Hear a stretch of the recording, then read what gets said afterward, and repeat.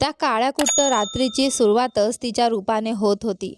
अनन्या या सीझनमध्ये तिचा लूक पूर्णपणे बदललेला होता. ती आधीची साधी निरागस मुलगी राहिली नव्हती. तिने काळ्या रंगाचा फिटिंग ड्रेस घातला होता, जो तिच्या व्यक्तिमत्वाला एक वेगळीच धार देत होता. पावसाने भिजलेले तिचे लांब मऊ केस चेहऱ्यावर चिकटले होते. तिच्या डोळ्यांमध्ये भीती होती, पण त्याचबरोबर एक हट्टी जिद्दही स्पष्ट दिसत होती. तिचा चेहरा गोरा, पण त्या रात्री भीतीने फिकट पडलेला. ओठ थरथरत होते. श्वास वेगाने चालला होता. तिच्या हातात एक नाजूक ब्रेसलेट चमकत होतं, जे तिच्या भूतकाळाची आठवण करून देत होतं. पण आज ती फक्त सुंदर नव्हती, ती मजबूत होती. तुटलेली असूनही न वाकणारी. त्या वादळी पावसात उभी असलेली अनन्या. एक अशा कथेची सुरुवात होती, जिथे प्रेम, बदला, वेदना आणि संघर्ष सगळं काही एकत्र येणार होतं. त्या मुसळधार वादळी पावसात ती अंधाधुंद धावत होती. तिला काहीही करून त्या निर्दयी माणसापासून आपली इज्जत वाचवायची होती. अनन्याच्या मागे जणू मृत्यूच लागला होता. तिला माहीतही नव्हतं की ती वाचेल की नाही, पण ती थांबायच्या मनस्थितीत नव्हती. पावसाचे जोरदार थेंब, वाऱ्याचा प्रचंड वेग, तिचं काहीच भान उरलं नव्हतं. ती कुठे चालली आहे, कुठे पोहोचणार आहे, काहीच नाही. तिच्या मागे येणाऱ्या गाडीच्या तीव्र लाईट्स तिचा पाठलाग करत होत्या. ती कितीही प्रयत्न करत होती, कितीही वेगाने पळत होती, पण त्या गाडीच्या वेगाशी ती कधीच स्पर्धा करू शकत नव्हती. वाचवा, वाचवा, ती ओरडत होती. कदाचित कुणीतरी मदतीला येईल या आशेने, पण ज्या जाळ्यात ती अडकली होती तिथून सुटका होणं अशक्य होतं. काही क्षणांतच ती जीप तिच्या अगदी जवळ येऊन थांबली. तो माणूस खाली उतरला. त्याच्या चेहऱ्यावर कठोर भाव, डोळ्यात निर्दय, रक्तरंजित चमक. अनन्याचं हृदय जोराने धडधडू लागलं. ती लगेच दुसऱ्या दिशेने पडू लागली, पण तिचा हात पकडला गेला. एका क्षणात तिच्या मनगटावर हतकडी बसली आणि तिचं दुसरं टोक त्या माणसाने आपल्या जीपला लॉक केलं. तो थंड हसत म्हणाला, खूप शौक आहे ना तुला पळण्याचा? आज जितकी पळू शकतेस तितकी पळ. आज मी तुझा हा शौक पूर्ण करणार आहे. अनन्याचा जीव घाबरून निघाला. तो पुढे म्हणाला, विसरू नकोस, युवान सिंघानिया तुला इथे आपला बदला घ्यायला घेऊन आला आहे, आणि जोपर्यंत मी बदला घेत नाही तोपर्यंत तुला सोडणार नाही. अनन्या रडत म्हणाली, माझा काहीही दोष नाही, तू माझ्यावर अन्याय करत आहेस. तो हसत म्हणाला, युवान सिंघानियाचा एकच नियम आहे, इज्जतीचा बदला इज्जतीने. तू आमच्या घराण्याच्या इज्जतीशी खेळली आहेस, आता त्याची किंमत तुला व्याजासकट चुकवावी लागेल. अनन्या थरथरत म्हणाली, मी निर्दोष आहे, मी तुझ्या बदल्याचं साधन होणार नाही. मी मरायला तयार आहे, पण तुझ्या वासनांचा शिकार कधीच होणार नाही. मला तुझा तिरस्कार आहे. तो मोठ्याने हसला, मला तुझ्यावर प्रेम नाही आहे. तू माझ्यासाठी फक्त एक टिश्यू पेपर आहेस. वापरेन आणि फेकून देईन. युवान सिंघानिया कुणाचंही उधार ठेवत नाही. हे बोलून त्याने जीप स्टार्ट केली. अनन्याच्या हातात हतकडी आणि ती गाडी बरोबर धावायला मजबूर. तो माणूस खरंच दगड हृदयी होता. हळूहळू त्याने गाडीचा वेग वाढवायला सुरुवात केली. पावसात भिजत थरथरत अनन्या गाडीबरोबर धावत होती. लवकरच तिचा श्वास फुलायला लागला. जसं जसं गाडीचा वेग वाढत होता तसतसे तिचे पाय थरथरत कापायला लागले. पण थांबण्याचा पर्याय नव्हता. ती ओरडली, कसल्या प्रकारचा माणूस आहेस तू? तू माणूस नाहीस, तू जनावर आहेस. हे ऐकताच त्याने अजून वेग वाढवला. अनन्या रडत म्हणाली, मला मारून टाक, विष दे, पण असा अत्याचार करू नकोस. देवाच्या खातीर गाडी थांबव, मला सोडून दे. शेवटी जेव्हा त्याला जाणवलं की ती आता अजून धावू शकणार नाही आणि कधीही कोसळेल, तेव्हा त्याने अचानक ब्रेक लावला. त्या क्षणी अनन्या पूर्णपणे थकून निढळ होऊन उभी होती. श्वास घ्यायलाही तिच्याकडे ताकद उरली नव्हती. ती पूर्णपणे थकून गेली होती. तिचा श्वास जोरात चालू होता. छातीत धडधड वाढली होती. युवान सिंघानिया पुढे आला. त्याने तिच्या मनगटाला घट्ट पकडला आणि तिला आपल्या शेजारच्या सीटवर जोरात ढकलून दिलं. अनन्या तिथेच बसली आणि फुटून फुटून रडायला लागली. तो थंड आवाजात म्हणाला, पुन्हा पडायचा प्रयत्न केलास ना, तर याहूनही वाईट वागणूक देईन तुला. ती 3 दिवसांपासून त्याच्या कैदेत होती. 3 दिवस त्या बंद खोलीत, एकटी, घाबरलेली. आज तिला संधी मिळाली होती. ती पळालीही, पण पुन्हा पकडली गेली. त्याच्यापासून पळणं अनन्यासाठी जवळजवळ अशक्यच होतं. किंवा म्हणायला गेलं तर अत्यंत कठीण. ती काही सहन करू शकत होती, पण त्याच्या वासनांची शिकार होणं तिला मान्य नव्हतं. पण युवान, तो आज तिला माफ करण्याच्या मनस्थितीत नव्हता. तो तिला पूर्णपणे तोडून टाकू इच्छित होता. अशी शिक्षा द्यायची होती की ती प्रत्येक क्षण तडफडेल. तिच्या आयुष्यात फक्त आक्रोशाने हुंदके उरावेत. थोड्याच वेळात गाडी त्याच्या फार्म हाऊसमध्ये आली. एक असं ठिकाण जिथून बाहेर पडणं अनन्यासाठी अशक्य होतं. ती अजूनही रडत होती. हतकडीतून हात सोडवण्याचा प्रयत्न करत होती, पण त्या प्रयत्नात तिचा हात जखमी झाला. तरीही त्याला काही फरक पडत नव्हता. त्याने गाडी बंगल्याजवळ थांबवली. जीपमधून चावी काढून तिची हतकडी उघडली, पण तिचा हात सोडला नाही. तिला अक्षरशः ओढत खाली उतरवलं आणि जबरदस्तीने आत नेऊ लागला. अनन्या पुन्हा पुन्हा म्हणत होती, युवान, मला सोड. मी मरून जाईन, पण तुझ्यासोबत कोणताही नाजायज संबंध ठेवणार नाही. तो थंडपणे म्हणाला, ठीक आहे, थांबवू शकत असशील तर थांबव. अनन्याला माहिती होतं ती त्याच्याशी सामना करू शकत नाही. तिचा हातही त्याच्या पकडीतून सुटत नव्हता. बेबसीने ती त्याच्यासोबत चालत होती, जणू एखाद्या कापलेल्या पतंगासारखी. हजार प्रयत्न करूनही ती स्वतःला मोकळं करू शकत नव्हती. तो तिला बंगल्याच्या आत घेऊन गेला, पायऱ्या चढून थेट आपल्या खोलीत, आणि तिला जोरात बेडवर फेकून दिलं. त्याने दरवाजा जोरात बंद केला आणि तिच्याकडे पाहत म्हणाला, खूप अभिमान आहे ना तुला तुझ्या इज्जतीचा? आज तीच इज्जत चुरडून टाकणार आहे मी. हे बोलत त्याने आपल्या शर्टचे बटन उघडायला सुरुवात केली. अनन्याच्या अंगात भीतीने काटा आला. ती पटकन बेडच्या दुसऱ्या बाजूला उतरली, पण पळून जाण्यासाठी कोणताच मार्ग नव्हता. युवानने शर्ट काढून फेकला. आता तो फक्त बनियान आणि पॅन्टमध्ये तिच्याकडे येत होता. अनन्या मागे सरकत सरकत भिंतीला टेकली. ती थरथरत म्हणाली, प्लीज युवान, माझा काही दोष नाही. मला जाऊ दे. मी आजपर्यंत कधीच कुणासमोर हात जोडले नाहीत, पण आज तुझ्यासमोर हात जोडते. माझ्यासोबत असं करू नकोस. अनन्या विनवणी करत होती, पण युवान सिंघानियाच्या डोळ्यात राग नव्हता. तिथे फक्त रक्ताची तहान आणि निर्दयता होती. त्याने एका झटक्यात अनन्याचा दुपट्टा खेचून दूर फेकला आणि तिचे दोन्ही हात घट्ट पकडून भिंतीला दाबून धरले. आता ती पूर्णपणे असहाय्य झाली होती. तिने डोळे घट्ट मिटले आणि थरथरत म्हणाली, मी तुला कधीच माफ करणार नाही. ती बेबसीने रडत होती. तो तिच्या खांद्याजवळ झुकला आणि अचानक आठवणींचा प्रवाह तिच्या डोळ्यांसमोर उभा राहिला. अनन्या, मला काही ऐकायचं नाही. तू माझ्या वाढदिवसाला येणारच. मीराचा आवाज ठाम होता. अनन्या हळू आवाजात म्हणाली, मीरा, मला येणं शक्य नाही. तुझं घर माझ्या घरापासून खूप दूर आहे आणि तिथे जाण्यासाठी प्रवासाचीही अडचण होते. मग ती पुढे म्हणू लागली, अगं, माझ्याकडे ड्रायव्हर आहे ना, मी गाडी पाठवते. मीरा म्हणाली. पण अनन्या लगेच म्हणाली, नको गं, तसं बरं वाटत नाही.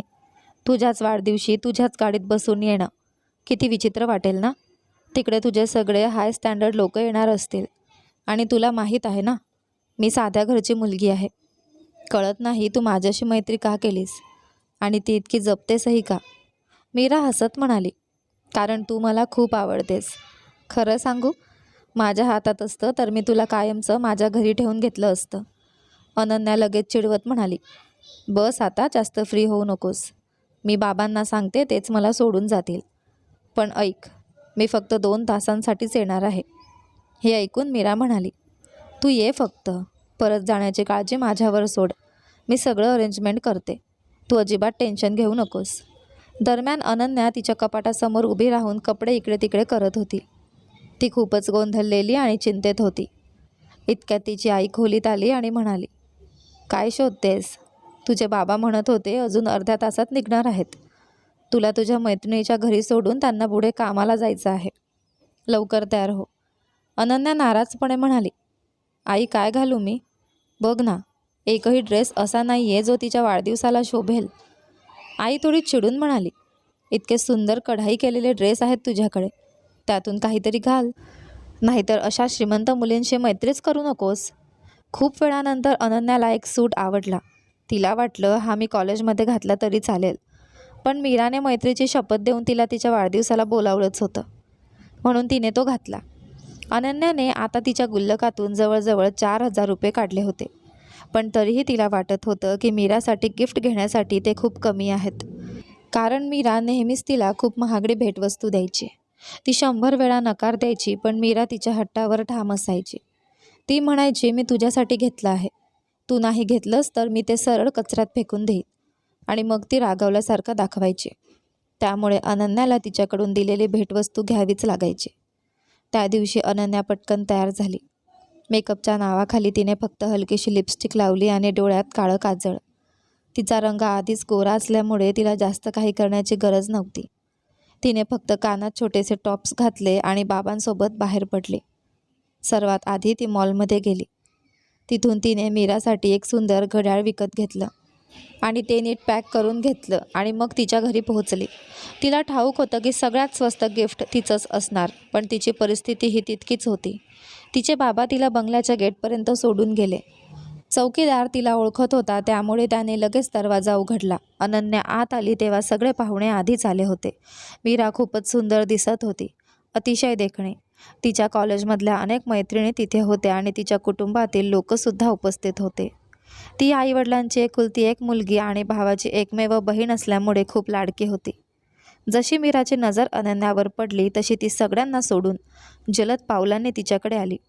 तिने अनन्याला मिठी मारली आणि म्हणाली, मी कधीपासून तुझी वाट पाहत होते. अनन्या हसत म्हणाली, तुला माहीत आहे ना, माझा काही येण्याचा प्लॅन नव्हता, पण तू इतका आग्रह केला की मला यावंच लागलं. मीराच्या चेहऱ्यावर क्षणभर नाराजी उमटली. तिला सगळं कळत होतं. हा सगळा हाय स्टँडर्ड आणि लो स्टँडर्डचा प्रश्न आहे. म्हणूनच ती कधीच अनन्याला कमीपणाची जाणीव होऊ द्यायची नाही. मीरा आता हट्टाने म्हणाली, नाही, जोपर्यंत युवान सिंघानिया भाऊ येत नाही तोपर्यंत मी केक कापणार नाही. या सगळ्या गोंधळात खूप वेळ निघून गेला. वारंवार अनन्या आपल्या हातातल्या घड्याळाकडे पाहत होती. खूप उशीर झाला होता. तिच्या मनात विचार आला, आता निघायला हवं. पाहुणे जेवणात गुंतले होते. तेवढ्यात अनन्या मीराजवळ आली आणि हलक्या आवाजात म्हणाली, मीरा, प्लीज आता मला जाऊ दे. तुझ्या ड्रायव्हरला सांग मला घरी सोडून दे. मीरा म्हणाली, अगं ड्रायव्हर तर एअरपोर्टवर गेला आहे युवान भाऊंना घेण्यासाठी. आणि तू कुठे निघालीस? मी अजून केकही कापलेला नाही. अनन्या थोडी नाराज होत म्हणाली, तू आधी सांगितलं असतंस तर मी बाबांना बोलावलं असतं. खूप उशीर झाला आहे, मला घरी जायचं आहे. मी इतक्या उशिरापर्यंत कधीच बाहेर थांबले नाही. बघ 12 वाजायला आलेत. मीरा तिची समजूत काढत म्हणाली, अगं काही होत नाही, एवढी का काळजी करतेस? अनन्या खरंच आता खूपच अस्वस्थ झाली होती. इथे येण्याचा तिला पश्चातापही होऊ लागला होता. तिच्या आईचे सतत फोन येत होते, कधी येणार घरी? अनन्या प्रत्येक वेळी तेच म्हणत होती, बस आता निघतेय, येतेय, पण ती फक्त वेळ काढत होती. तेवढ्यात मीराचा भाऊ युवान सिंघानिया घरात आला. मीरा धावतच त्याच्याकडे गेली आणि त्याच्या छातीशी बिलगली. तो हलक्या हसत म्हणाला, गुडिया, किती वेळा सांगितलंय माझी वाट पाहू नकोस, केक कापून टाकायचा ना. मीराने लगेच त्याला एक गिफ्ट दिलं आणि म्हणाली, तुमच्याशिवाय माझी कोणतीही खुशी पूर्ण होऊच शकत नाही. You are the best brother in the world. युवानने हसत तिच्या कपाळावर हलकं चुंबन दिलं आणि तिला मिठीत घेतलं. मग तिला घेऊन तो केक टेबलजवळ आला आणि केक कापायला सांगितलं. मीराने सर्वात आधी युवानला केक खाऊ घातला आणि मग सगळ्यांना केक वाटला गेला. अनन्याने मात्र फक्त 2 चमचे केक खाल्ला. तिची नजर सतत युवानकडे जात होती. ती थोडी गोंधळलेली, थोडी घाबरलेली वाटत होती. युवानने तिच्याकडे पाहिलं आणि मीराला म्हणाला, ड्रायव्हर मला सोडून गेला आहे. त्याच्या मुलीची तब्येत खूप खराब आहे म्हणून तो आज घरी गेला आहे. हे ऐकून मीरा थोडी चिंतेत पडली. अरे हे तर खूप वाईट झालं. युवान तिच्याजवळ येत म्हणाला, काय प्रॉब्लेम आहे? मीरा म्हणाली, माझी ही मैत्रीण खूप दुरून आली आहे. मी तिला वचन दिलं होतं की ड्रायव्हरने तिला घरी सोडेल. आता तिला परत जायचं आहे आणि खूप उशीरही झाला आहे. युवान शांतपणे म्हणाला, अरे काही प्रॉब्लेम नाही, मी सोडतो तिला, फक्त केक खाऊ दे. तू तुझ्या मैत्रिणीला सांग थोडं थांबायला. पण अनन्याच्या मनात आधीच पश्चाताप सुरू झाला होता. ती फोनवर आईकडून चांगलीच ओरड खाऊन झाली होती आणि आता तिची चिंता आणखी वाढली होती. अनन्या ठामपणे म्हणाली, मला अजिबात थांबायचं नाही. तुम्ही प्लीज नंतर केक येऊन खा. मला आत्ताच घरी जायचं आहे. 1 वाजायला आलाय. तिचं बोलणं ऐकून युवान सिंघानियाच्या कपाळावर आठ्या पडल्या. पहिल्याच नजरेत त्याला अनन्या थोडी उद्धट आणि बिनधास्त वाटली. तो थोड्या कडक आवाजात म्हणाला, जर तुम्हाला वेळेची इतकीच अडचण होती तर इथे थांबायचंच नव्हतं, आपल्या घरीच राहिली असतीस.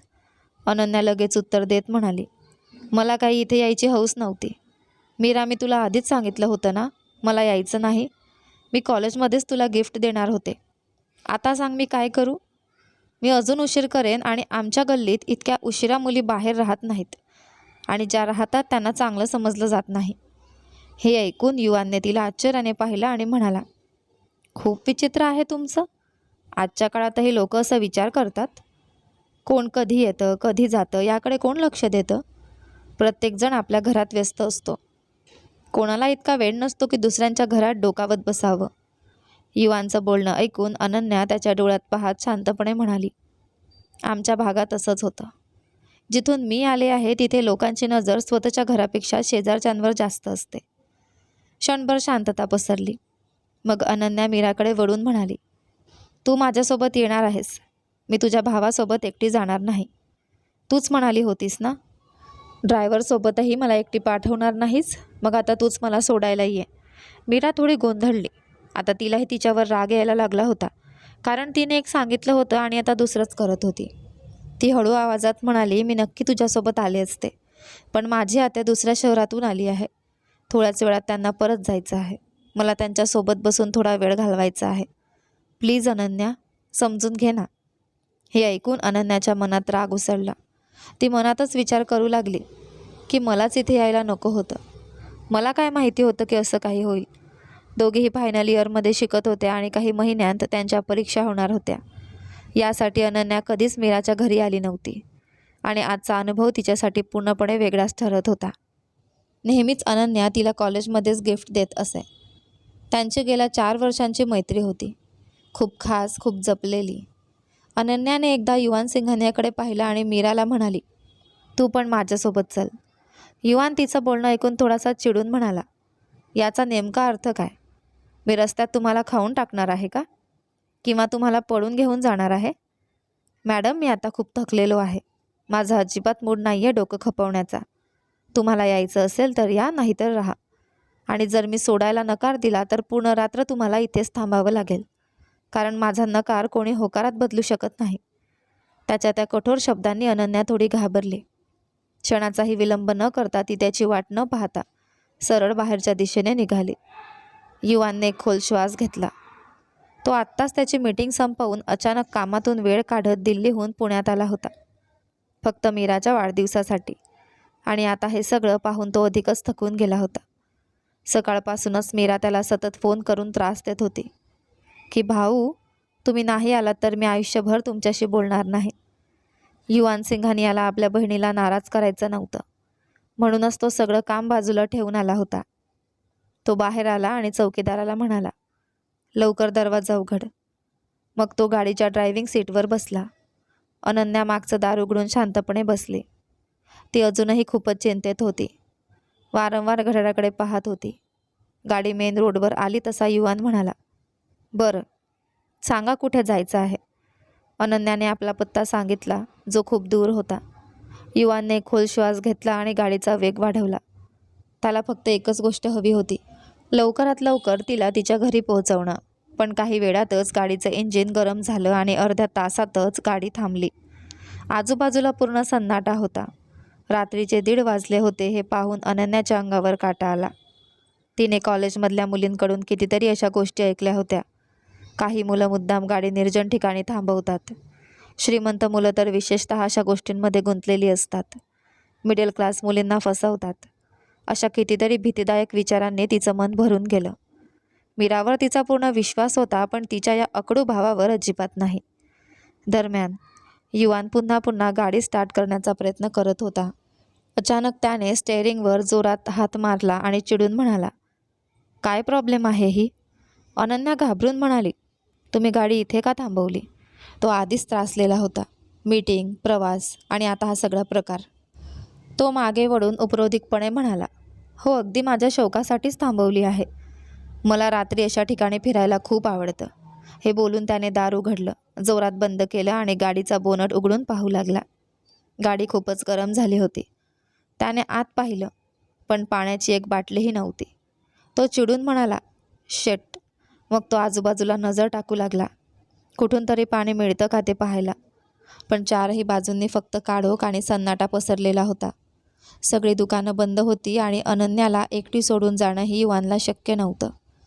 अनन्याही गाडीतून खाली उतरली आणि थोड्या चिडलेल्या आवाजात म्हणाली, जर गाडीत काही प्रॉब्लेम होता तर आधीच दुरुस्त करून घ्यायला हवं होतं. आता 2 वाजायला आलेत. मला घरी जायचं आहे. युवान आधीच त्रासलेला होता. तो चिडून म्हणाला, जरा शांत बसशील का? आधीच माझं डोकं तापलंय. अजून काही बोललीस तर सरळ ऐकवीन. इतक्यात तिकडून एक गाडी जात होती. त्याने हात दाखवून ती थांबवली. त्या गाडीत एक कुटुंब होतं. युवान नम्रपणे म्हणाला, तुमच्याकडे पाण्याची बाटली असेल तर कृपया द्याल का? माझी गाडी खूप गरम झाली आहे. स्टार्ट होत नाही आहे. त्या माणसाने लगेच पाण्याची बाटली त्याला दिली आणि म्हणाला, काही प्रॉब्लेम असेल तर सांगा. युवान म्हणाला, नाही, नेमकं काय झालंय ते समजत नाही आहे. तो तरुण गाडी साईडला लावून खाली उतरला आणि युवानसोबत गाडी पाहू लागला. दरम्यान अनन्या गाडीला टेकून उभी होती. ती सतत तिच्या फोनकडे पाहत होती. आईचे कॉल्स येतच होते. शेवटी तिने फोन उचलला आणि म्हणाली, आई, येते ना. गाडी खराब झाली आहे. काय करू मी? उडून तर येऊ शकत नाही ना. आजचा दिवसच खराब आहे. मला यायलाच नको होतं. युवान तिचं बोलणं ऐकत होता, पण काहीच बोलला नाही. तो तरुण गाडी तपासून म्हणाला, 15 मिनिटांनी गाडी स्टार्ट करा, नाहीतर परत गरम होईल आणि बंद पडेल. हे ऐकताच अनन्या घाईघाईने म्हणाली, मी इतका वेळ थांबू शकत नाही. युवान चिडून म्हणाला, तू शांत बसशील का? दिसत नाही आहे का गाडी ठीक करत आहे? तो तरुण थोडासा हसत म्हणाला, नेमका प्रॉब्लेम काय आहे? युवान म्हणाला, नाही, काही प्रॉब्लेम नाही. तुमचे खूप आभार. अनन्याने पाहिलं की त्या तरुणाच्या गाडीत 2-3 स्त्रिया आणि काही पुरुष बसले होते. तिच्या मनात विचार आला, कदाचित यांच्यासोबत गेलं तर हे मला घरी सोडतील. ती लगेच म्हणाली, भाऊ, तुम्ही मला घरी सोडू शकता का? हे ऐकताच युवानच्या चेहऱ्यावर राग स्पष्ट दिसू लागला. तो तरुण अनन्याला वरपासून खालपर्यंत पाहत हसला आणि म्हणाला, हो हो, का नाही, मी सोडतो तुम्हाला. अनन्या त्याच्यासोबत गाडीकडे जाणार इतक्यात युवान पुढे आला आणि तिच्या मनगटाला घट्ट पकडलं. तो ठाम आवाजात म्हणाला, नाही, तुम्ही जा. हिला मीच सोडतो. ही माझी जबाबदारी आहे.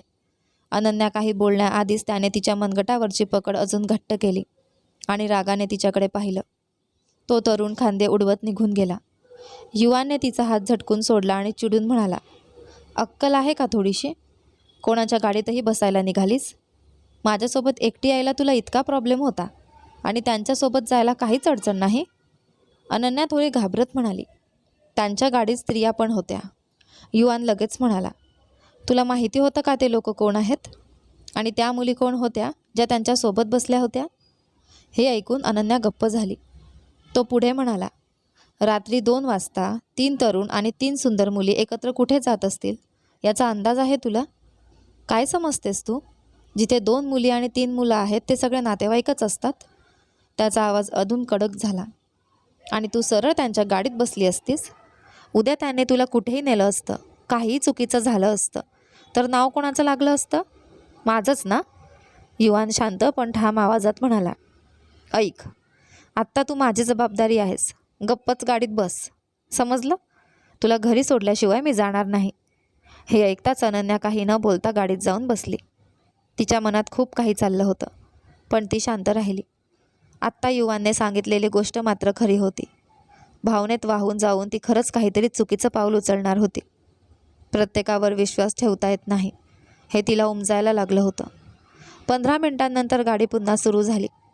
युवानने गाडी चालवत तिला तिच्या घराजवळ आणून सोडलं. पण अनन्या गल्लीतच उतरली आणि म्हणाली, इथपर्यंत ठीक आहे, आता तुम्ही जा. युवान थोडा आश्चर्याने म्हणाला, घराबाहेरपर्यंत का नाही सोडू? इतका अंधार आहे, गल्लीत तर पूर्ण सन्नाटा आहे. अनन्या हळू आवाजात म्हणाली, नको, कुणी पाहिलं तर उगाच बोलतील.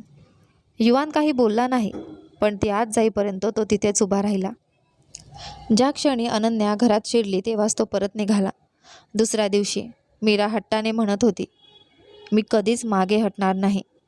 अनन्याने तिला खूप समजावण्याचा प्रयत्न केला, पण मीरा काही ऐकायला तयार नव्हती. शेवटी ती अनन्याचा हात धरून तिला युनिव्हर्सिटीच्या बाहेर घेऊन आली. अनन्या घाबरून म्हणाली, तू वेडी झाली आहेस का? बाहेर का आणलंयस मला? मीरा शांतपणे म्हणाली, बस, खूप अभ्यास झाला, मला तुझ्याकडून एक काम आहे. अनन्या गोंधळून म्हणाली, माझ्याकडून? कसलं काम? मीरा थोडी संकोचात म्हणाली. प्लीज माझ्यासोबत चल ना. विराज मला रेस्टॉरंटमध्ये भेटायला बोलावतोय. मला त्याच्याशी खूप महत्त्वाचं बोलायचं आहे. हे ऐकताच अनन्याच्या पायाखालची जमीन सरकली. ती घाबरून म्हणाली, तू वेडी झाली आहेस का? स्वतः तर अडकशीलच, पण मला पण अडकवशील. मला अशा गोष्टींची खूप भीती वाटते. आजपर्यंत मी कधीच क्लास बंक करून कोणत्या मुलाला भेटायला गेले नाही. मीरा लगेच म्हणाली, अगं तू कुठे भेटायला चालली आहेस? मला भेटायचं आहे. तू फक्त माझ्यासोबत असशील. जर युवान भाऊंनी पाहिलं तर माझ्याकडे बहाणा तरी असेल की आपण दोघे एकत्र आहोत आणि विराज तुला भेटायला आला होता. अनन्या चिडून म्हणाली, तू वेडी झाली आहेस का? मला का अडकवतेस? मीरा सहजपणे म्हणाली, काय फरक पडतो? त्यांनी असं समजलं तरी तुला काय? क्षणभर अनन्या विचारात पडली.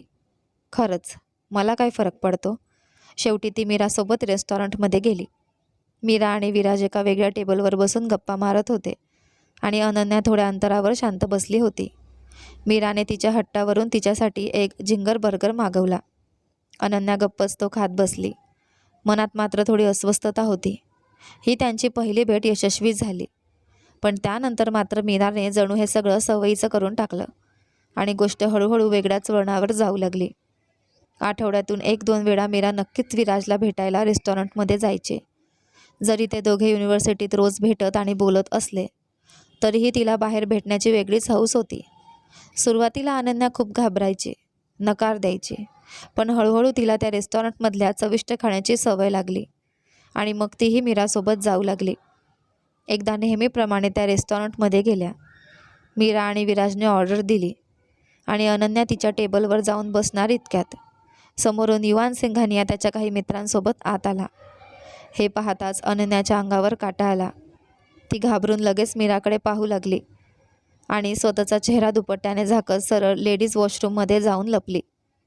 जिथे मीरा आणि विराज बसले होते त्याच्याच शेजारच्या टेबलवर युवान आपल्या मित्रांसोबत येऊन बसला. विराजही थोडा घाबरला होता आणि अनन्या तर पूर्णपणे तणावात होती. युवानची नजर त्या दोघांवर पडली. तो त्यांच्याकडे एक विचित्र नजरेने पाहू लागला. तो तिथे आपल्या बिझनेस पार्टनरसोबत आला होता. त्याला पाहून मीरा वॉशरूममध्ये लपली होती. आता पुढे दुपारची वेळ होती. त्याने जेवणाची ऑर्डर दिली, पण अधूनमधून त्याची नजर पुन्हा पुन्हा अनन्या आणि विराजकडे जात होती. त्याच्या मनात विचार सुरू झाले, या मध्यमवर्गीय मुलीही ना खूप विचित्र असतात. लोकांसमोर स्वतःला खूप सोज्वळ दाखवतात, पण प्रत्यक्षात तसं काही नसतंच. मी तिला घरी सोडायला जात होतो तेव्हा किती नाटकं करत होती, जणू मला इम्प्रेस करायचा प्रयत्न करत होती. आणि आता बघ, एखाद्या 3rd क्लास मुलासोबत इथे बसून जेवते आहे. आता हिला तिच्या वडिलांची इज्जत आठवत नाही का? अशाच असतात या मध्यमवर्गीय मुली, स्वतःला खूप सभ्य दाखवतात. त्याने मनातच निष्कर्ष काढला. बरं झालं हिचं खरं रूप मला कळलं. मीरा बाहेर येताच विराजसोबत चालत म्हणाली, मी तुला एकच सांगते, अनन्याच्या बोलण्याकडे जास्त लक्ष देऊ नकोस, पण तरीही थोडं अंतर ठेवणं तुझ्यासाठीच बरं आहे. थोड्याच वेळात ती दोघं रेस्टॉरंटमधून बाहेर पडली. अनन्या विराजला म्हणाली, खरंच सांगते, तिच्या बोलण्यात येऊ नकोस, पण एक गोष्ट लक्षात ठेव, तिचा भाऊ खूप रागीट आहे. त्याला जर आपल्या भेटींबद्दल कळलं तर तो काहीही करू शकतो. तू चांगला मुलगा आहेस, आधी आयुष्यात सेटल हो, मग तिच्या घरी प्रपोजल पाठव. पण तरीही मला वाटत नाही की तिचा भाऊ सहज मान्य करेल. विराज गंभीरपणे म्हणाला, अनन्या, मी तिच्यावर खूप प्रेम करतो. तिच्यासाठी काहीही करू शकतो, पैसासुद्धा कमावेन, फक्त थोडा वेळ दे. अनन्या ते ऐकून हलकंसं हसली आणि म्हणाली, हे सगळं बोलायला सोपं असतं, पण कोणी इतक्या लवकर श्रीमंत होत नाही. काय करशील तू एका दिवसात? चंद्रावर जाऊन दुकान उघडशील का? थोड्या वेळाने विराज आपल्या घरी गेला आणि अनन्याही तिच्या घरी परतली. संध्याकाळी मीराचा अनन्याला फोन आला. ती उत्साहाने म्हणाली, आज तर देवानेच आपल्याला वाचवलं. हे ऐकून अनन्या थोडी चिडली. ती ठाम आवाजात म्हणाली, आता मी तुझ्या या गोष्टींमध्ये पडणार नाही. माझी इमेज खराब होईल.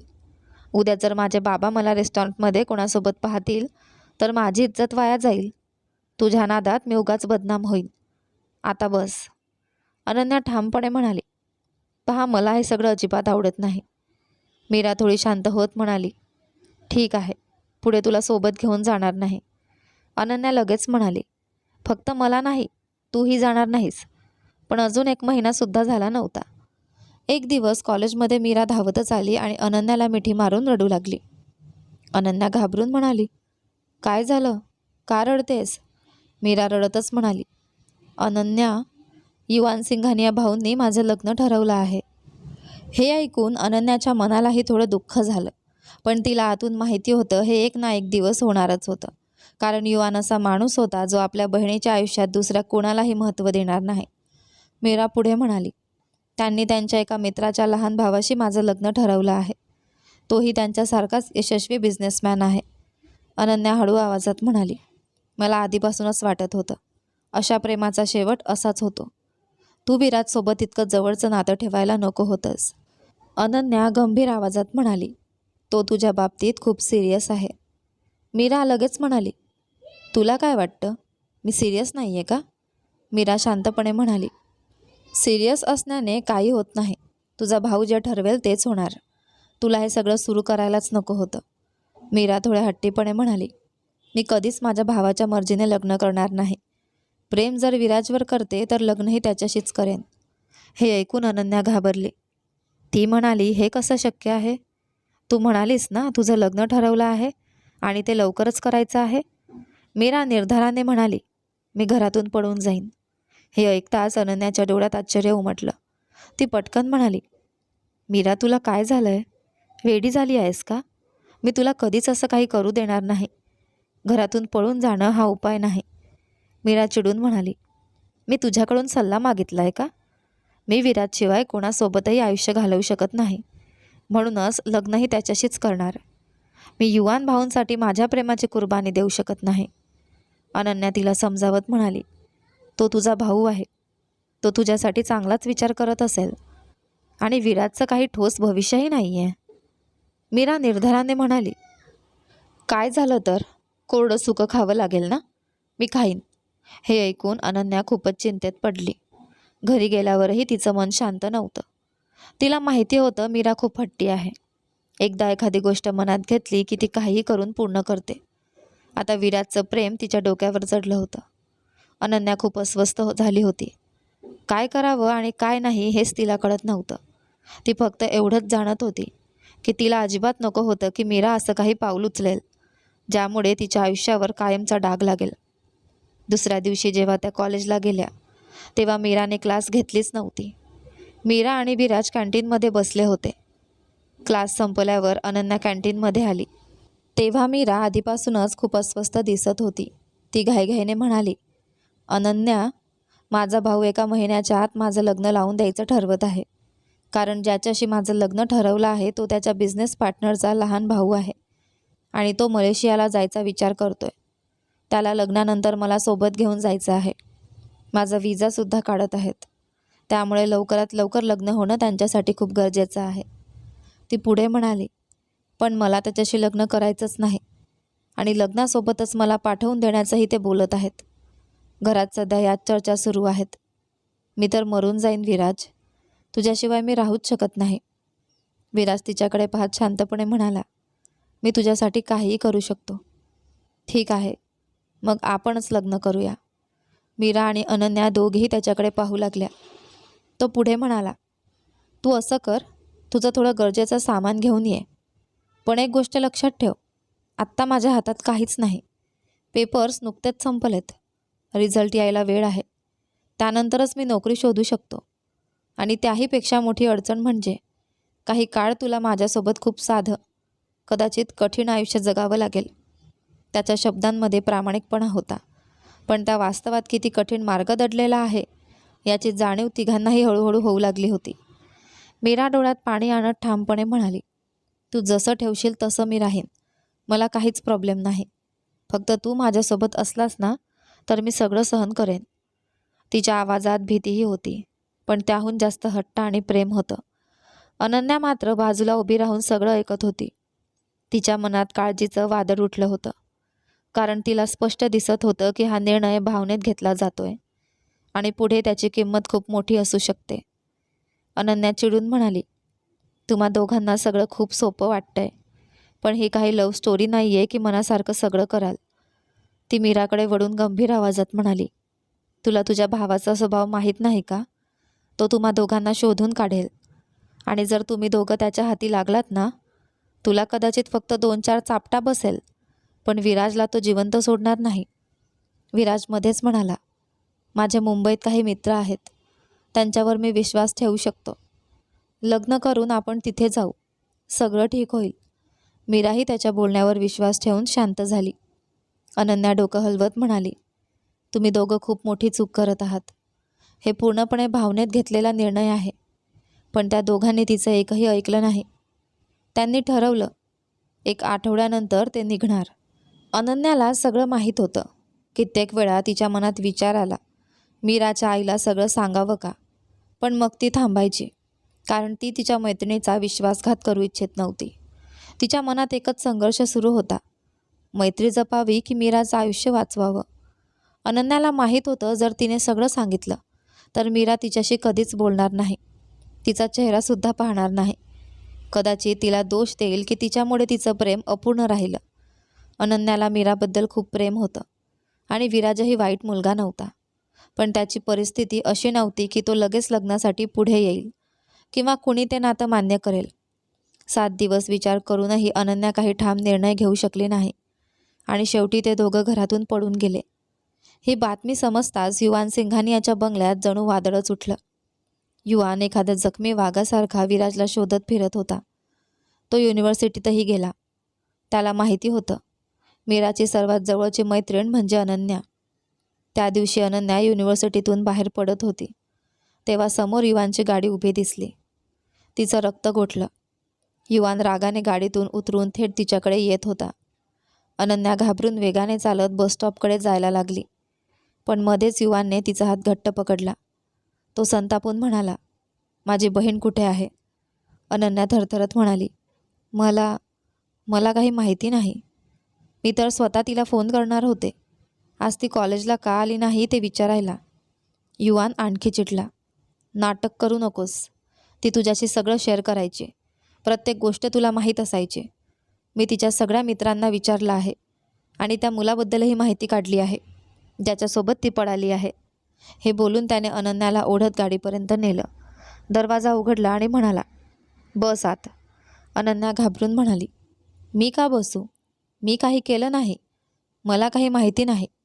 युवान कडक आवाजात म्हणाला, गाडीत बस, नाहीतर अशी हालत करीन की आयुष्यभर लक्षात राहील. मला सगळं कळलं आहे. माझ्या बहिणीला फसवणारी तूच आहेस.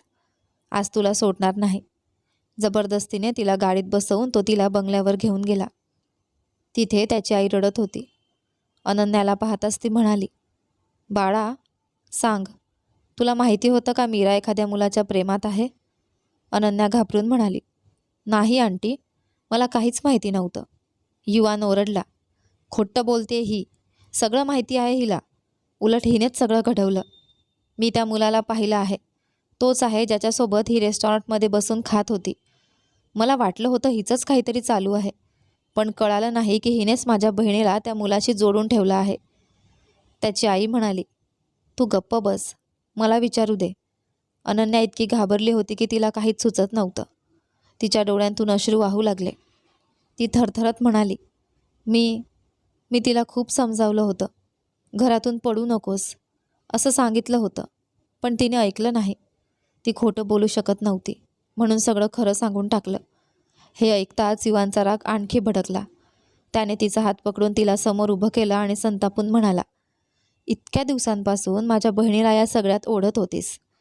तिला त्या मुलाला भेटायला रेस्टॉरंटमध्ये घेऊन जायचीस. सगळं प्लॅन करून ठेवला होतास, जेणेकरून मला काही कळणार नाही.